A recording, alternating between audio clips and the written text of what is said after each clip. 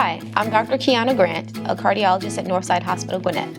Today, I'm joined by my patient, Sarah Landis, a woman who, despite her battle with kidney disease, has never lost her joyful spirit. Welcome to the Herd Couch, Sarah. It's so great to see you. Thank you. I'm happy to be here. Wonderful. You've been living with kidney disease since you were a child. What has that journey been like for you from growing up with it to managing it now as an adult? Oh my gosh, it's been a lot. It started when I was 10 years old. I started having trouble with my kidneys. It continued on through my life between being anemic to having a series of miscarriages that at the time we didn't know was related to my kidneys, but was. When I was 44, I had a massive pulmonary embolism that I shouldn't have survived, but did. With some struggles, it's almost like having a massive stroke and the effects of that. I'm not able to do the things that I used to do. I have not been able to travel. I have not been able to see my grandkids for years. I actually even have a new granddaughter that I've never seen other than in FaceTime. Luckily, we do have FaceTime, so she knows me, and we're thankful for that. So I go to dialysis 3 to 4 days a week. The days that I have treatment, they're really hard. I'm exhausted. I can barely do anything after dialysis. You really come out of it feeling like a very anemic, scurvy-ridden kindergartner who needs a blanket and a nap and a snack. And that's the rest of my day. Mm-hmm. But on my off days, like today, I actually feel pretty good and can be relatively normal in the things that I do.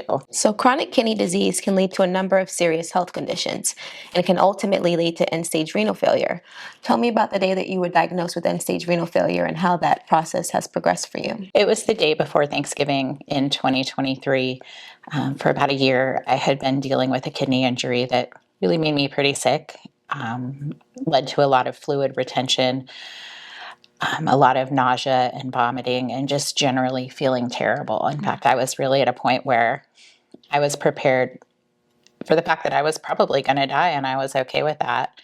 But I saw a doctor that day, and she sent me straight to the emergency room. And while we were in the emergency room, I was at that point really quickly diagnosed with end-stage renal failure. The next day, a nephrologist came to see me early in the morning on Thanksgiving Day, who started talking about transplants and solutions, and really made us feel like there was actually a light at the end of this tunnel. Mm-hmm. Awesome. Mm-hmm. So what's the current status of your transplant?